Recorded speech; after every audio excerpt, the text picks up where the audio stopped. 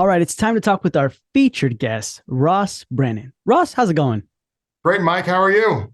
I'm doing pretty good. Thanks for asking. If you don't mind me asking, where are you located right now? I'm in Tallahassee, Florida. Oh, So nice. it's January right now and it's 75 degrees and humid. So we don't really have a winter here. Yeah, that sounds nice right now, though. You know what I mean? Like the weather, the degrees, and the heat. But that's so good. That's good. So, Ross, tell me a little bit about your past, your present. How'd you get to where you are today?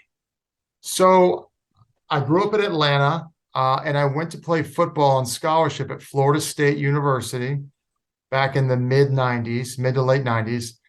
Came to Florida State, had a lot of success, started on a national championship winning team in 1999. Unfortunately, I had six knee surgeries while I was playing at FSU, so I didn't finish my career, but ended up staying in Tallahassee, ended up marrying a local girl, now have five kids and two dogs.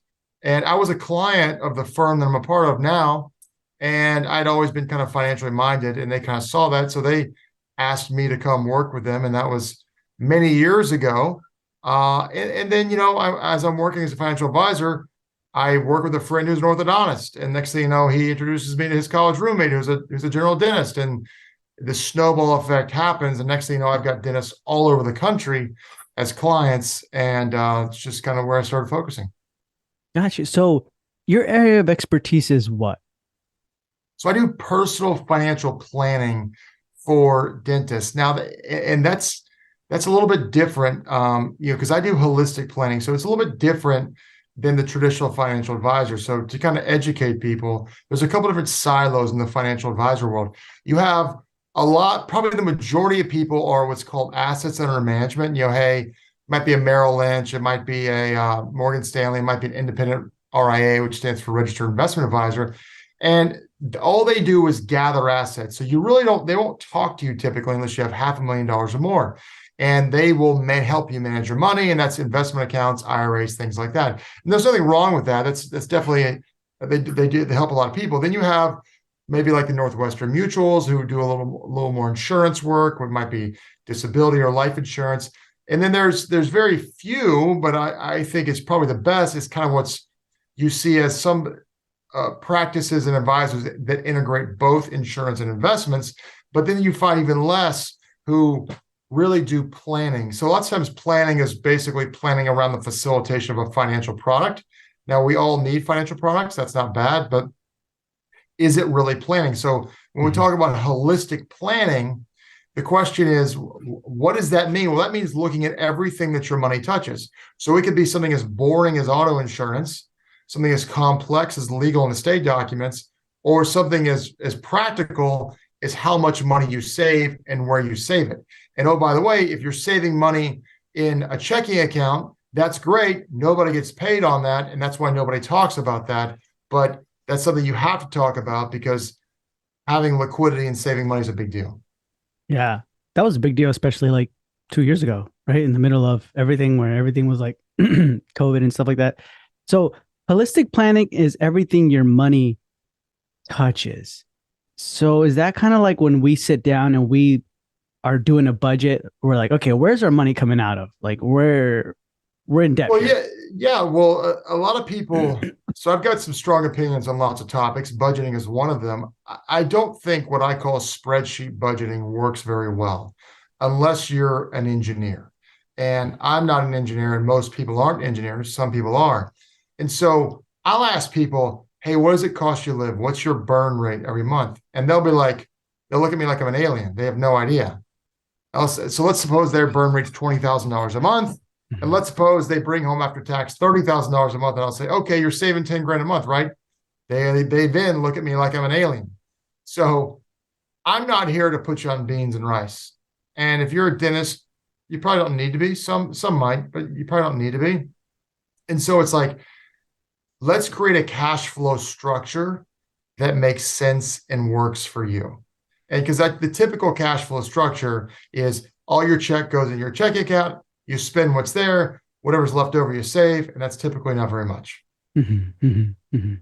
I feel like that's what we kind of tend to do a lot. So then let's do that. Let's build a cash flow structure. What does that look like? So because expenses rise to meet income, that's Parkinson's law. So that would mean something as simple as, okay, I have a dedicated account somewhere else. And that account, my check goes into that account. Let's just use my numbers of 20 and 30 as an example. $20,000 goes down to that, or $30,000 goes to that account. I need 20 to live. So that account then transfers 20 to your checking account to live. And so now I'm automatically by default saving $10,000. Mm. And so then every month it adds up, it adds up. So you build enough of a rainy day fund for whatever you need that for. Then once it starts getting to a certain level, then you start saving, then you start deploying that money to other investments. Too many people are, their only savings is a 401k or something like that. And then there's plenty of people listening saying, oh, I save more than that. But I can promise you, you're not saving as much as you could be or should be. So how can we do that? Because you're kind of talking about, you're also talking about me here. Like, I'm like, oh man, that's exactly, yeah, it's a human being thing. it's exactly what I do. Like and there's something in me where I'm like, I don't want to see my checking account ever hit a specific number kind of thing. Right. And I can allocate whatever left I have to savings and other things like that. But so you're saying have a specific account, make all the money go there, then by default, take out what you need to live. Yes, and they cannot be at the same financial institution. So, for example, if you bank at a Bank of America, you can't have two checking accounts or a savings account and checking account right next to each other because it's only an iPhone swipe away. Yeah. I closed my savings account at my bank because it was just an iPhone swipe away. So they have to be at separate financial institutions. And what you do is you have the money. So if you bank at a Bank of America, you set up, let's suppose you put your check goes into some online account. Let's call it Ally. Let's suppose your check goes to Ally. You don't have Ally push the money. You have Bank of America pull the money. That way it avoids a fee. Okay. Okay. I like this. So then if we're not prone or we're not pro like spreadsheet budgeting, where do we start? For example, let's just say, continue. Here's what I do. Okay. I'll go, what's your car payment? It's $560 for the month. Well, then I round up and call it $600. Okay, what do you spend on your cell phone? It's $213. That's $250. And just round up, create a built-in fudge factor. Just go through every expense. What is gas? Well, gas is obviously a variable expense. Let's go on the high side. What is groceries? Let's go on the high side. Therefore, we have a $500 to $1,000 fudge factor built in because there's always things that come up. And so, all right, so maybe your real cost of living is $9,000, but we're saying it's $10,000. And so we build that fudge factor in. Now, you still have to be aware, cognizant of how much you're swiping because nobody pays with cash anymore. You got to be careful how much you click the Amazon button. Yeah. So that's like legalized crack, that Amazon button. Yeah, it is. So we have to do that. Now, if you're a higher income person, because for dentists, I mean, you've got dentists making, lower income, and then you've got dentists who are making much higher income. But if you're a higher income dentist, the best way to save is to reduce your tax liability, to reduce the amount of taxes you owe. And then to the typical response is, well, I'm doing the best I can. My CPA says I am. And I would argue, no, you're not. More than likely, you're not, because most CPAs don't do tax planning. Most CPAs prepare tax returns. That's what you're paying them to do. There are the rare tax planning CPAs, many of whom I know. But if you're not meeting with your CPA on a quarterly basis, you're not doing tax planning. And that doesn't mean they're bad or they're a bad person. It's just the average CPA probably has 500 clients, and maybe 5 or 10% or less are the super high income business owners. The rest are W-2 employees. And so they aren't motivated to go learn advanced tax reduction techniques for the minority. It's just human nature. And so you have to begin to think outside of the box, because we've been conditioned to think, oh, I have to pay what I have to pay. And I was looking at a client case today. This guy makes $5 million a year. And through proper tax planning, it looks very likely that he'll be able to save $1 million in tax. if he implements the strategies that are available. So there's a couple things there. Everyone's situation is different. So that doesn't mean that's you. And it requires work and you have to do certain things. So like when this is presented to this individual, he may not like the strategy for X, Y, and Z reason, and that's fine, but he just won't get the tax benefit from it. Got you. When it comes to that, what strategies have you noticed that are more popular, more what more dentists would appreciate, and ones that are like, eh? Well, it all depends. So obviously the low hanging fruit, the easy one is a 401k. So you can put, up to 60 some odd $1,000 into a 401k with the profit sharing portion of it. And that's a deduction that's right away. It's easy. You could then go on top of that with a cash balance plan. The way a cash balance plan works, though, is that it's dependent on the census, meaning the age and demographics of your employees. So the older you are, the better. So if you're older and your employees are younger, it's better. But if you're 28 years old and all your employees are 45, it will not work. The numbers just don't make sense. So those are some low-hanging fruit ones. There are some more advanced strategies that, some of them they're all a little more outside the box, but they work. And people just have to have an open mind and learn about them and see how they feel about them once they hear about them. Like, what are some of those, the out of the box ones?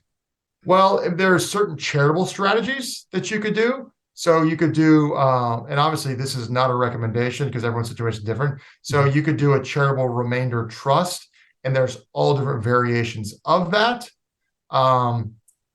So that could be something. There are certain types of investments that have deductions tied to them. And so, yeah, and I'm speaking generally for the purposes of, just because I don't want people to think I'm making a recommendation, but it really comes down to everyone's fact pattern is differently. So I'm 45, I have 5 children. My situation, I live in Florida. My situation is uniquely different than yours. You're younger than me. You live in California. There's a whole, so every dentist situation is different.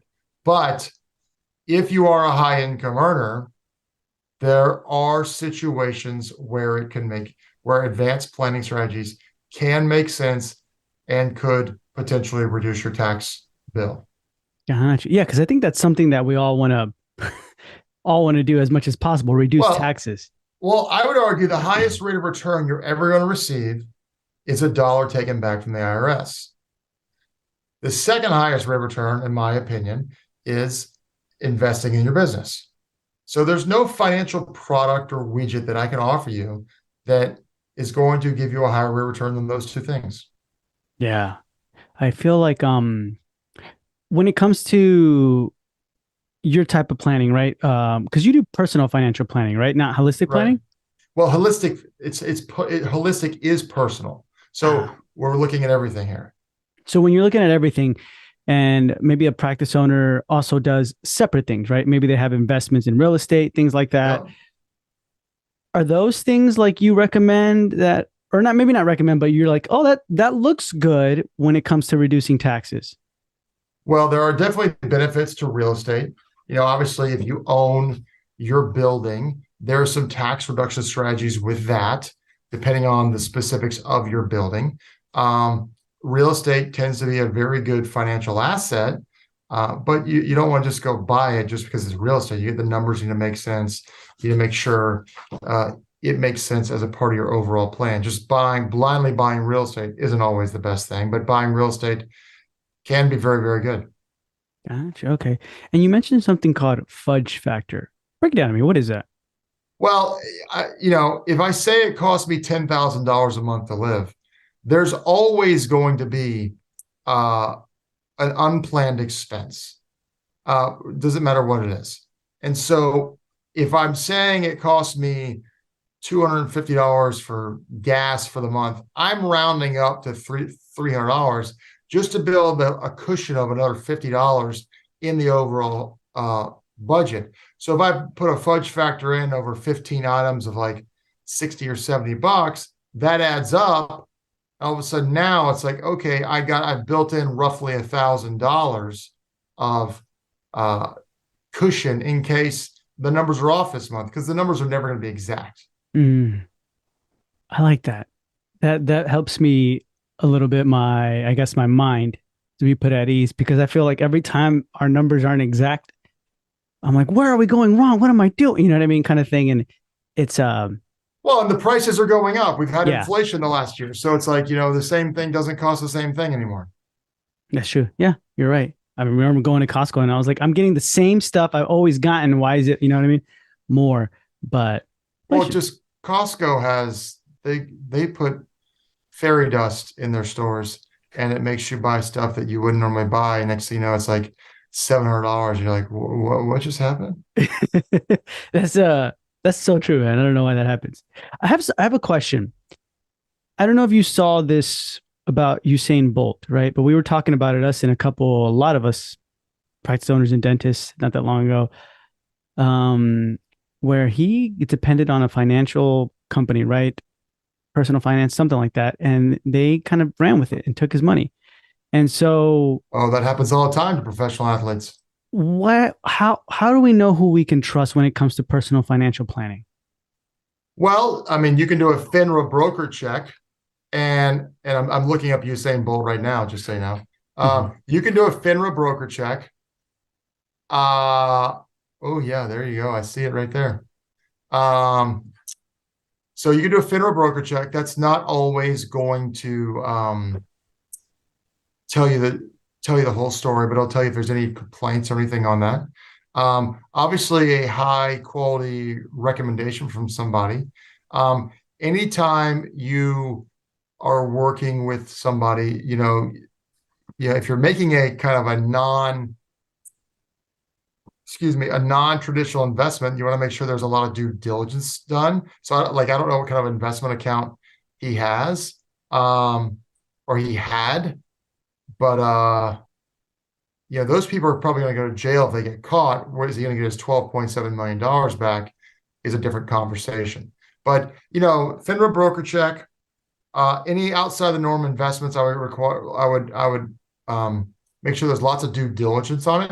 Many times you'll hear about these great ideas that there's no due diligence on it, and then um, ask for recommendations, ask for testimonials from you're talking to John Doe Financial Advisor. He's trying to make you his client. Ask for you know testimonials from some of his clients. Okay, that's good. And then when would you recommend is a good time to start? Let's just say I'm a startup practice. I have $700,000 in debt, right? Um, when would be a good time? Once I break even or a little bit before that, once I reach a certain amount, when would be a good time to start doing this holistic planning? Well, most people don't really get serious about their money until they have a kid. Hmm. That's how typically most people work. But if you buy a practice, obviously the first year or two, you're just kind of swimming upstream. Once you feel like you've at least kind of got your head above water, it's probably time to at least start having a conversation with somebody just to get a few of the basics taken care of. Okay. Okay. And that's like where we can reach out to you or somebody like that, right? Yeah, you reach out to me or somebody else, but I mean, there's just certain things you should make sure you do from a personal planning standpoint. But I realize most people in that situation, they're so focused and on just trying to get things going, they don't have the mental bandwidth for something like that at that point, typically. Yeah. Because I feel like sometimes you just think, okay, yeah, I'm going to do a 401k or IRA, and then I have a savings, then I have a checking, and then I'll just keep racking it up, right? Why is that not a good idea? Well, okay, so should you put money? Let's pick on the IRA. So you're 27 years old, you're a brand new practice. Should you put money in an IRA? Well, everyone says start saving for retirement. And what's funny is I had someone in my office, they were talking, and they had just finished school, uh, finished dental school, and they were talking about saving for retirement. And I said to them, you're already start talking about quitting your job before you even started it. And it's like, so I'm not a big retirement guy. If you read the history on retirement, it's kind of a made up thing in the 20th century. Mm. No one's ever retired. And most people, when they retire, it doesn't go well. But that's another topic for another day. But so you're 27 years old. You put money in a retirement account, which means you cannot touch it until you're 59 and a half. What's more important at 27 years old with a new practice? Money that you can't touch for 32 years or money in a savings account for a rainy day? And they're Rainy like, day. absolutely. Well, I'm not going to save for retirement, which, by the way, you don't just use retirement accounts for retirement. You use all of your assets, all of your investments. And so not putting whatever amount you're going to put in for the first couple of years is not going to change your retirement, whatever that looks like. But not taking on credit card debt because you don't have enough cash flow or cash or not being able to buy a house because you don't have enough cash. That's I mean, tough. I mean, there's doctor loans out there, but still, you need liquidity and enough savings. Gotcha. So then what do you recommend then for that 27-year-old, right, who just opened their practice? Like what moves can we make? Stash cash. And like, oh, I'm not making any interest on my cash. That's correct. Not all your dollars are supposed to make interest, supposed to earn interest. You need to have a rainy day fund. What happens if I have no liquidity and all of a sudden my brakes go out? And by no liquidity, I mean no savings. I have my brakes go out. I got to get new brakes. What does that cost? And so what if I need new tires? There's all life will throw all sorts of things at you that cost money, and we need liquidity to do that. So, more often than not, there are some people who have too much savings, but usually it's people who have too little savings, not too much. Hmm. Gotcha. So when it comes to the too much savings part, let's just say we stash cash. We're like, okay, we can cover enough for like the brakes to go out a million times, Yeah. right? Or whatever. But what do we do now? Is that when we start with like our Well, I think you need to determine what I call your peace of mind number. So, what does it take you to sleep well at night? Okay. Is it 50,000? Is it 10,000? Is it 100,000? It's a different number for for every person. So, whatever that number is, anything over and above that, I would start deploying to an investment. And there's obviously millions of types of investments. The easiest one is just to set up a brokerage account, whether it's through an advisor or through yourself, and start putting money in there. But there's a million different ways to deploy capital.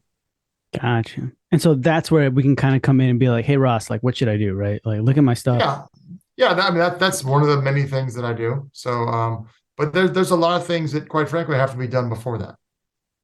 Does anybody ever go to you when they're like, I'm drowning in debt? I have no idea where these holes are coming from, or I kind of can tell. I'm like, I'm not even living the life that I want, or whatever. What am I doing wrong? Does anybody ever go for you? Um, they have on occasion. To be honest with you, I can help those people. It's not really what I focus on, though.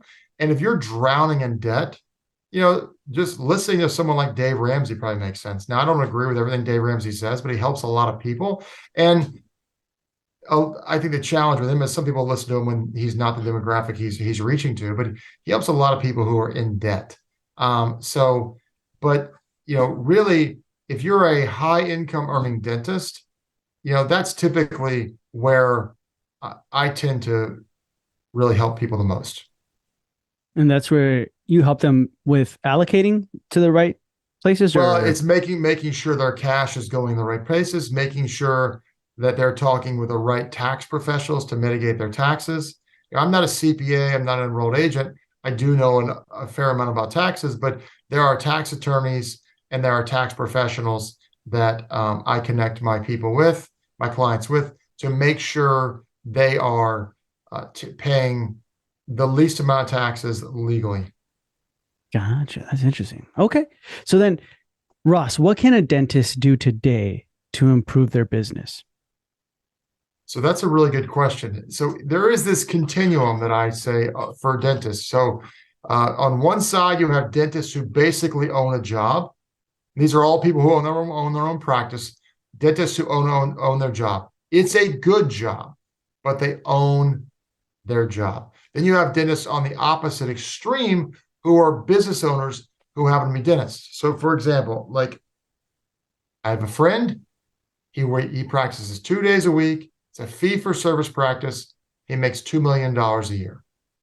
He is a business owner that is a dentist.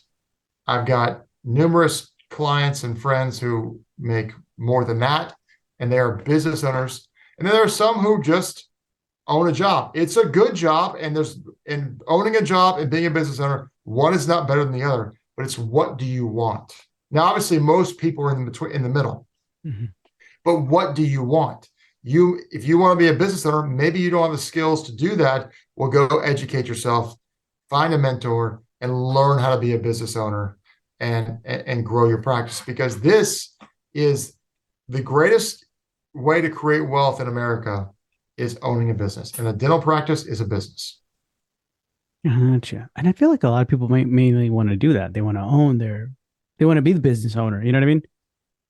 Yeah, but a lot of people are very short-sighted and they make a critical mistake, which you're going to ask me about here in a minute. What is that? They sell out. The DSOs way too young. They're giving away the golden goose.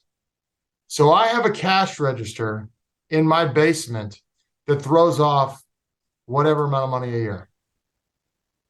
And now I sell it for 5 to 7 years of cash production, and then it's gone forever. So if I'm a dentist, I make $1 million a year. I sell my practice, and I get $7 million. I don't do tax planning. I get murdered on taxes. And now I am no longer a business owner. I'm a W-2 employee. I've lost all my deductions. I'm making half of what I was, and I'm basically somebody's employee, and I can't do what I want. I had a guy, he was 47 years old. He sold his practice for like 10 million bucks. And I said to him, hey, now that you sold your practice, what are you going to do? He goes, I'm going to manage my investments. And I looked him dead in the eye and I said, brother, you ain't that rich unless you're day trading. And, he's heard me say this story before on podcasts. He's like, were you talking about me? I was like, yeah, I was talking about you. And he's like, man, I wish I hadn't sold. It's the biggest mistake I ever made.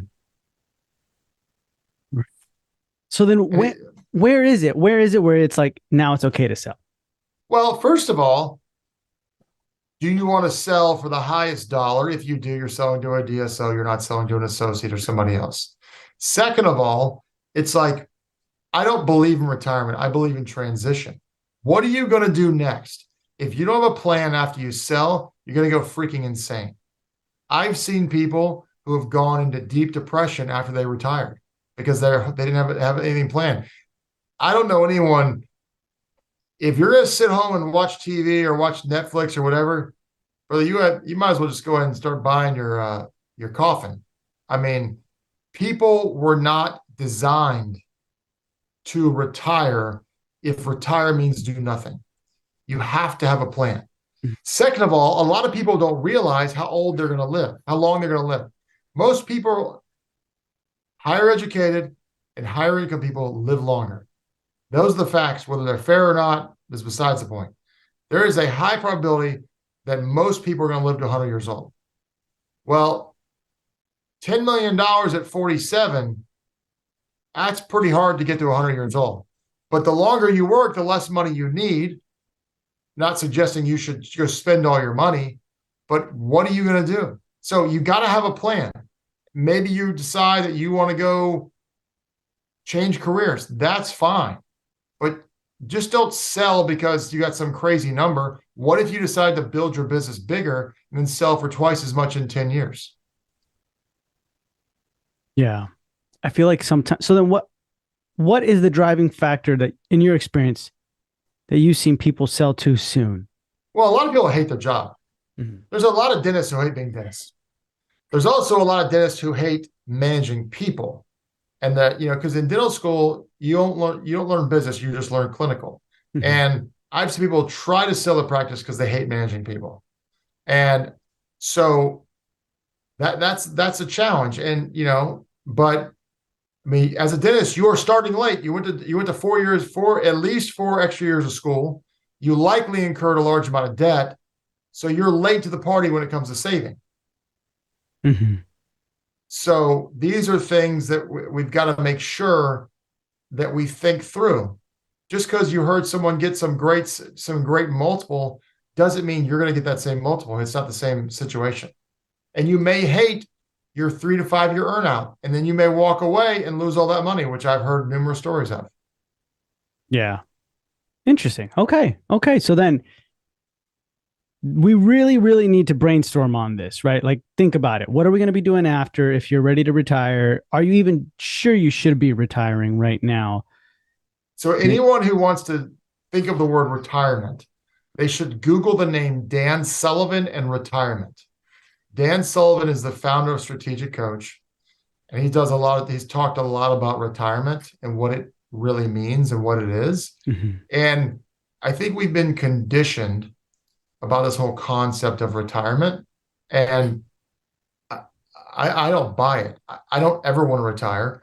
My Mhm. dad had a forced retirement. He was a good saver, so he was okay financially, but he retired in his early 50s. And I saw him over the next 20 years physically and cognitively decline to be a shell of himself. It's like, I saw that. I was like, I ain't doing that. No interest whatsoever. I'm never stopping working. Yeah. What do you I mean may by not that? do this. I mean, I may do something else, but I'm not stopping working. Yeah. No, no, no. But I mean, like, what do you mean by like your dad? He became a shell. Like, he Like, well, just. he is physically, he's so frail. It's Mhm. not because he's 75 years old. Even he's still alive. Cognitively, he's not using his brain. Your brain's a muscle. He watches TV all day. And he's just a parrot of what's ever on TV. He can't have an intellectual conversation. Um, it's no way to live. Yeah. So I'm not doing that. Yeah. No, I get you. I get you. I don't ever think like, I don't ever think I can just stand still and, you know what I mean? Like, just be there. It's like your brain's constantly like, oh, this idea has to happen right now, you know, kind of thing. And you build it, do something, conversation. So I agree. You said Dan Sullivan retirement. Yeah, Google those three things. Okay. It's Dan Sullivan's the founder of Strategic Coach, and it's a phenomenal program. And if any, I would probably recommend any dentist, any business owner consider it. Okay, so all right, so this if you type Dan Sullivan retirement into Google, it's not Sullivan Retirement Resource, the first one. It is the second link. It's Why I Don't Believe in Retirement by Dan Sullivan. Okay. Okay. It's I'm gonna put a link to that in the show notes below so you guys can also read about it. Check it out. I'm gonna read about it. Check it out. You know what I mean? oh yeah, for sure. Yeah. Um, Awesome. Okay. Okay. So then these next questions, Ross, are just to get into the head of someone who isn't totally involved on the clinical side of dentistry, right? okay. So for you, what would you like to see more from a dentist? Well, it's hard for me not to go back to the start thinking like a business owner. So you start thinking like a business owner, and I think that enhances the overall practice in so many ways. It enhances the lives of the staff because if you start thinking like a business owner, you start creating more revenue, and now you can also, as you create more revenue, you can start paying your people more. You can start rewarding them more. Um, and so I think that is a really important idea. And the bigger you go, the more people you serve. Do you feel like sometimes dentists think they're thinking like a business owner, but there's signs that they're not? I think everyone who owns a business many times thinks they're thinking it, and they may be missing the boat, even you and I. So the question is, to really be a business, can you walk away and it still continue running Mm, versus being self-employed? So gotcha. so the example I gave, someone practicing 2 days a week, he's got two or three associates.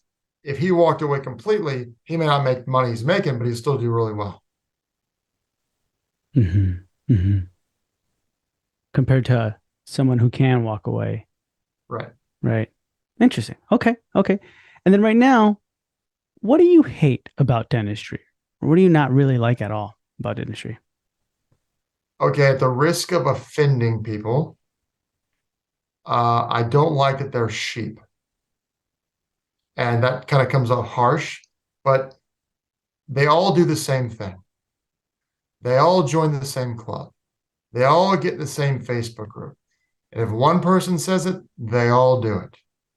It's like if one person says buy Bitcoin, then all of Bitcoin was bought by Dennis.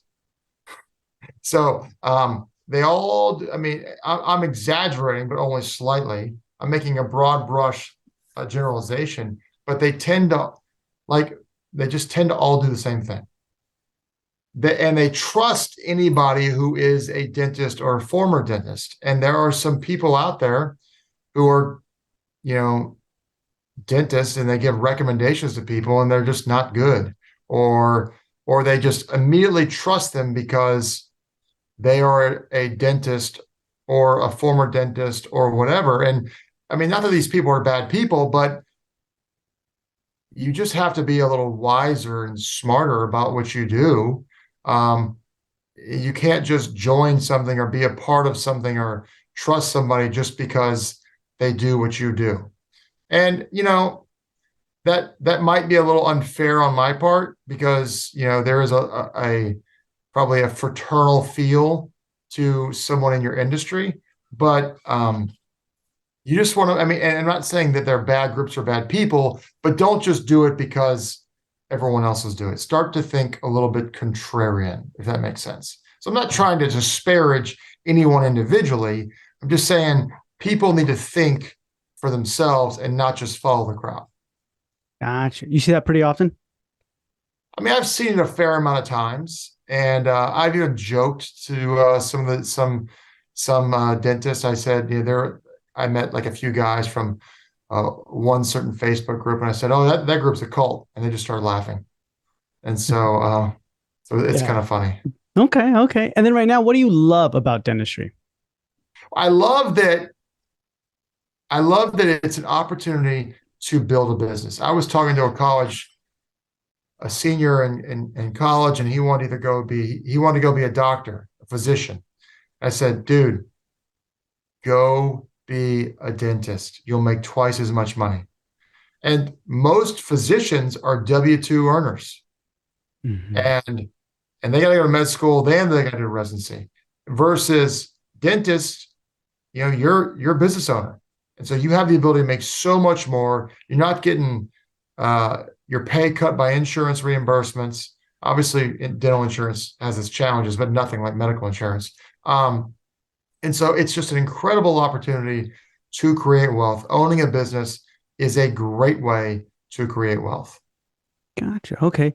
And then right now, when it comes to, I guess, building wealth, what pieces of advice can you give us, like instructions, when it comes to building that? Well, I would assume everyone who's listening has heard of Warren Buffett.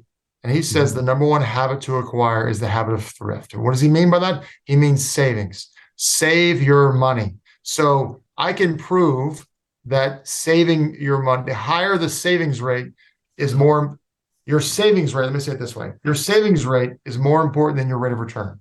So saving 20 or 25% or 30% of income is more important than getting 10, 11, 12%. Now, you do want to get a rate of return on your money. Don't get me wrong.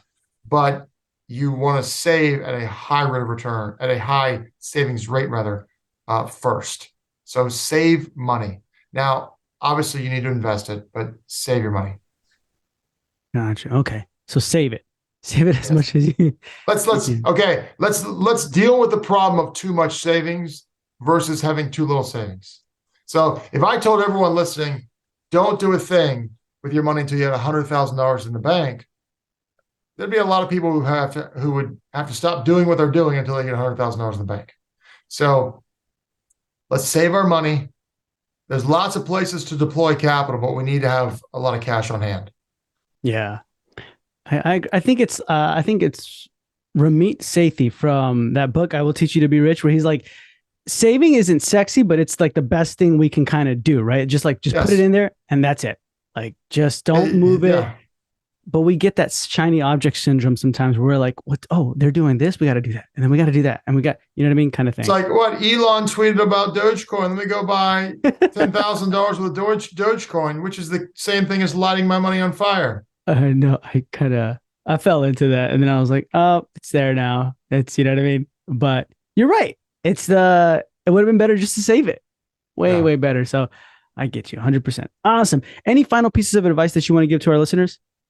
No, I mean, nothing at all. Just, I mean, there's a lot of advice that's kind of in silos out there. And really you want to get advice that's kind of, like I said earlier, more holistic. So that's the ideal scenario. Um, you know, obviously everyone has some things are tried and true no matter what. Some things are opinion, but you want to mathematically verify whatever you're talking about. So let's weigh and measure decisions so we know what the right decision is.